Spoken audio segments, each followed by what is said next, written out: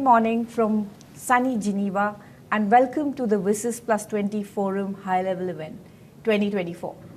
I'm here today with the WSIS Action Line Facilitators, the movers and shakers behind the implementation of the WSIS Action Lines, the framework that was put together in the adoption of the Geneva Plan of Action in 2003.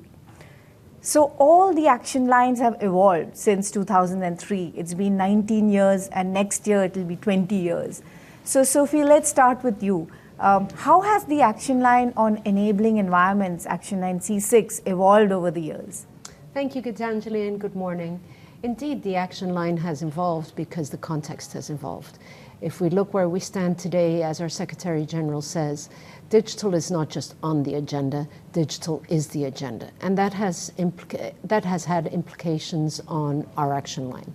It has had implications on the enabling environment, on the regulatory context. We've seen a collaboration of, a consolidation of industries. We've seen an impact of regulation across the sectors, which means that we need to think in a more agile way, in a more flexible way, and we need to collaborate across the sectors.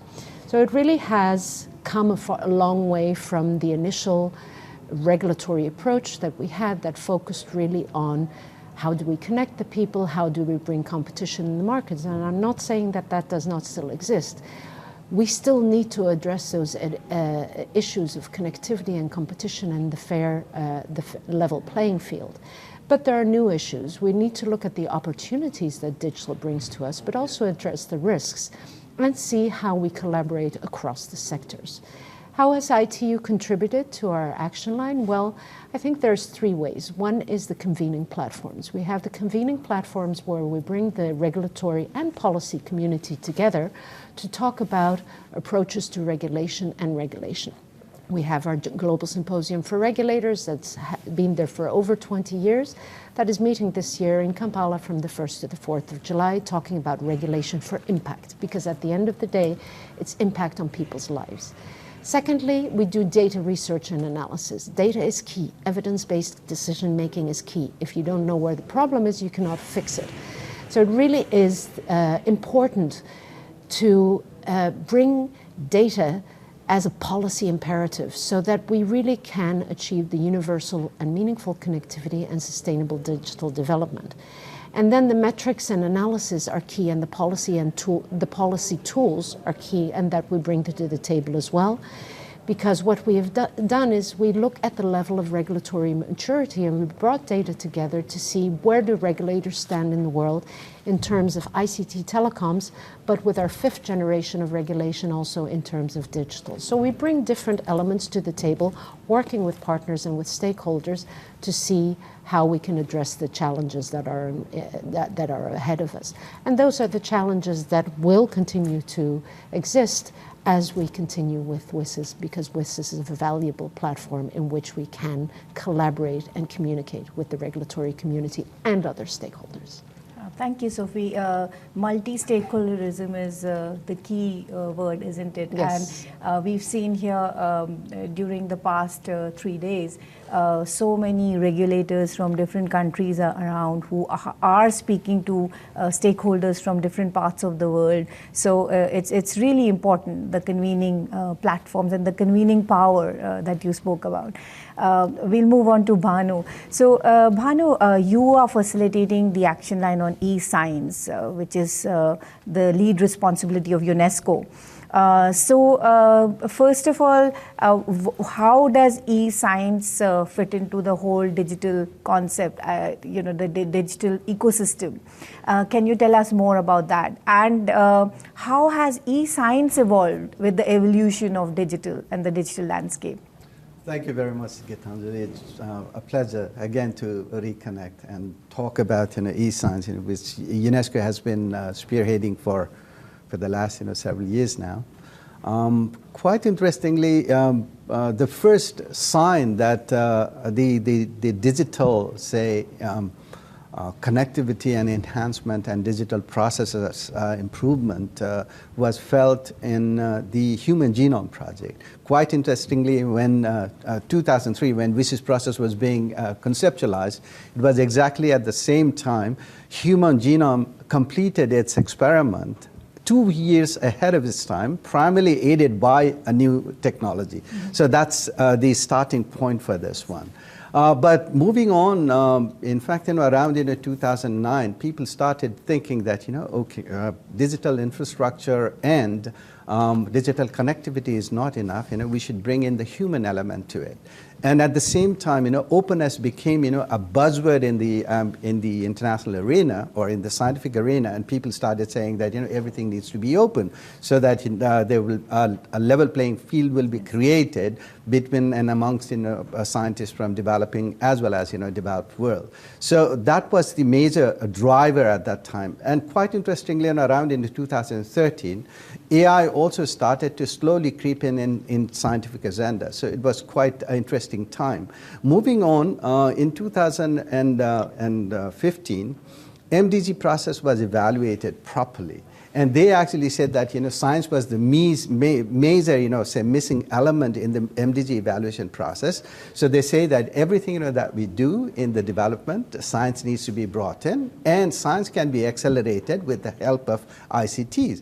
So it was very nicely, brought into the overall, spectrum of scientific research and scientific processes. Moving on, in 2017 onward, we actually we can say that science was properly integrated in the development processes, but human element was still missing. So UNESCO they actually revised the existing recommendation on rights of scientists. So they brought that dimension in. And after that, they started talking about, there should be a worldwide, recommendation or statutory processes for openness of science. And then in 2021, this process got integrated in this one. Quite interestingly, now the real issue is synthetic data is the main issue that the world has to deal with. Real-time data collection and the collection of data and production of scientific data, these three areas have somehow blurred because of the ICT revolution. The other thing that has happened is the statutory mechanism, both from the ethics of artificial intelligence or recommendation of open science, is there. Member states, do not have a clue how to get that, internalized in their own, development processes, and of course, how to link, ICTs with science. So that is another thing, that has started to come. I'll just give one example, which will be very interesting for those people who are watching this interview. Just, up the street from here at CERN. They actually conduct their experiment, and a Hadron Collider actually produces about 50 terabyte of data every year. And now there is a square kilometer array project, which is being implemented. This is again, intergovernmental, initiative. Both Australia and South Africa, pretty much, involved in this process. That will generate 1 exabyte of data per day. CERN uses 4.4 megawatt of electricity just to manage this data boom. Wow. Think about, like what kind of, energy requirement will be there for this scientific experiment that Australia and South Africa or this intergovernmental process will soon launch.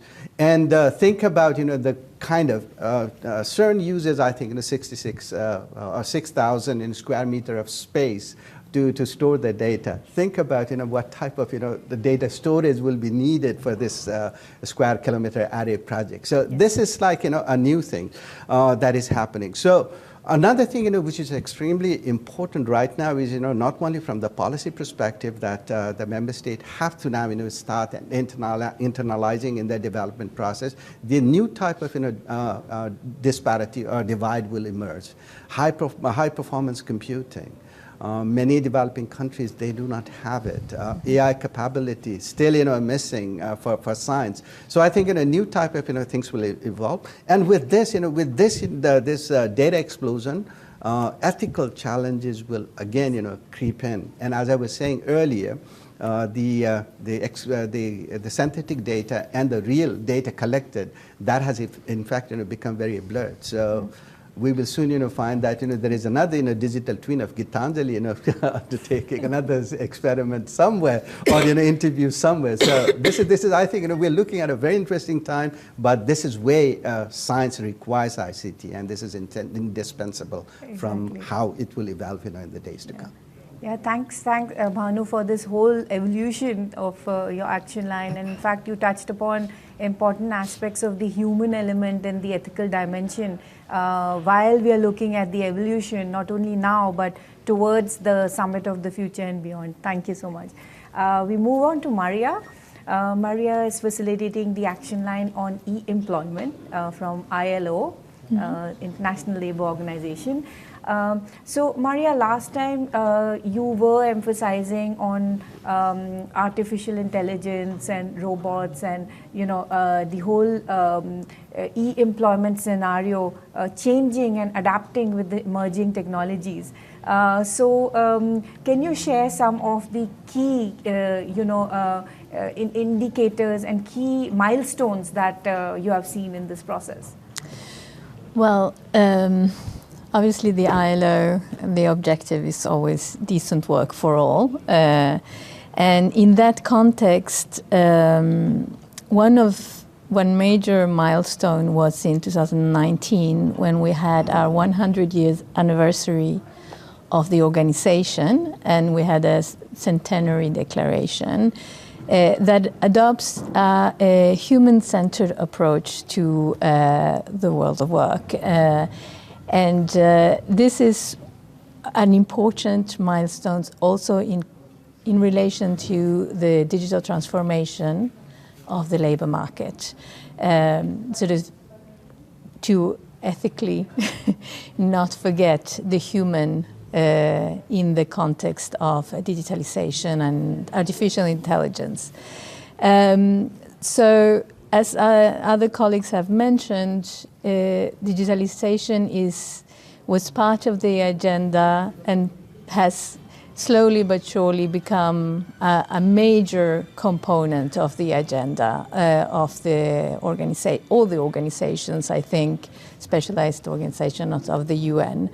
And in that regard, we do look at opportunities and challenges for the workers of the world in the context of digital transformation, and lately also artificial intelligence.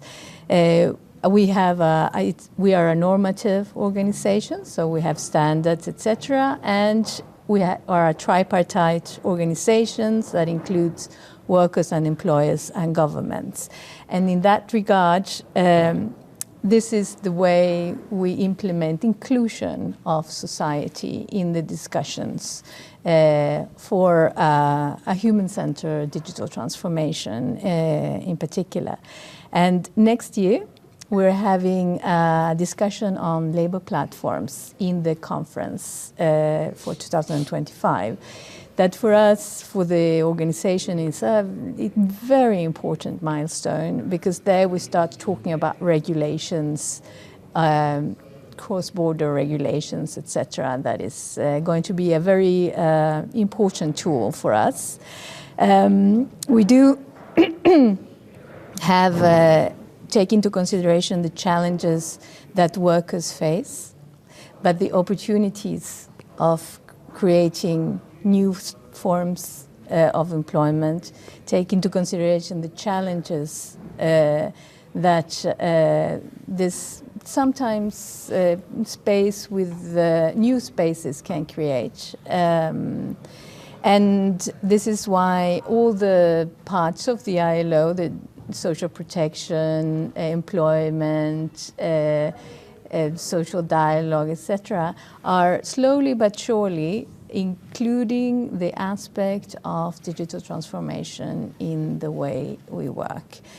So this is one major trend, as you were saying, the becoming part of the agenda. And another upcoming event or creation of work. It's the creation of an observatory that was mentioned earlier this week for data on digitalization and artificial intelligence. And we have very many other things that are happening, and I'm very happy to say it's becoming a very dynamic space. Yes. Thank you, Maria. Again, you touched upon the human-centric approach and inclusion of everyone in these policies. Just for the viewers to know that the action line facilitators have also produced presentations which show the evolution of the action lines over the 20 years, which are available on the website. So for further details, you can always go there. I'll move on to Preetam from the International Telecommunication Union, who's the moderator and the action line facilitator for C5, building confidence in the use of ICTs, which you also term as cybersecurity. So Preetam, mostly in the leaders' talks, the workshops, people are talking about a trusted, connected world. So can you elaborate on how the whole element of trust, cybersecurity, has evolved with emerging technologies, and what are the key milestones that you've seen over the years? Thank you, Gitanjali. So I'll do this by giving you some statistics on how the whole action line has evolved. So 2005, there were 1 billion people online. Mobile phones were being used mainly for voice and text. Mobile payments were they'd probably just started out, But even then, the cost of cybercrime to the global economy was $400 billion, which is still substantial for 2005. And the threat vectors then were also very different, far less sophisticated than what we have right now. So it was a different world. Now, fast forward to 2024, the statistics are quite worrying. We face a cyber attack every 39 seconds. We have 5.4 billion people online, which is a very different number from what we had in 2005. So an attack every 39 seconds. The cost to the global economy has increased 20 times of cybercrime to $8 to $11 trillion. And also the type of threats that are emerging are very, very sophisticated. For example, the new AI related threats. Also, we are getting ready for a post-quantum world. Now, when we say resilience or cyber resilience, it involves submarine cables, subsea cables. It involves satellite communications along with the terrestrial communications, along with your the cyber threats online. So it's a fairly different world out there. On the other hand, we also see an acceleration in the response of member states. I'll also again give you some statistics. Around 100 in 2017, because we have a global cybersecurity index that ITU produces, which tracks the evolution of the essentially we are measuring cyber metrics over 5 different pillars. And in 2017, 110 countries had a national cybersecurity strategy, and didn't have a national cybersecurity strategy. And now that's reduced to 68 countries. So 68 countries don't have a national cybersecurity strategy. 85 countries in 2017 didn't have a national CERT, a computer incident response team. That has reduced to 68 countries. The number of countries that didn't adopt national standards on cybersecurity has also dramatically reduced. These are all areas where ITU has had a laser focus on. We have flagship programs on all these topics, and we believe that the action line C5 has played a key role in allowing this facilitation, in bringing new stakeholders in convening stakeholders in forums such as the WSIS forum, in our study groups, at the Global Symposium for Regulators, or in many, many different fora. essentially to make a difference in this very important field. Thank you, Gitanjali. Thank you, Preetam. So I close with one word that you think of when you're thinking about the WSIS beyond 2025 or towards the Summit of the Future. One word from the action line facilitators to close this. Sofie. Collaborate for impact. It's 3 words. Oh, okay, one sentence. Bhanu. Address the new digital divide in science. Inclusion. Build on a good foundation we have. Okay, thank you very much. So this is the beauty of the WSIS process. We are no longer not only working with UN agencies, around 50 agencies, but also stakeholders from all over the world, the private sector, civil society, technical community, governments, UN agencies, international organizations. So this is the collaborative and inclusive spirit of the implementation of the WSIS action lines. Thank you very much for being here. Thank you. Thank you. Thank you.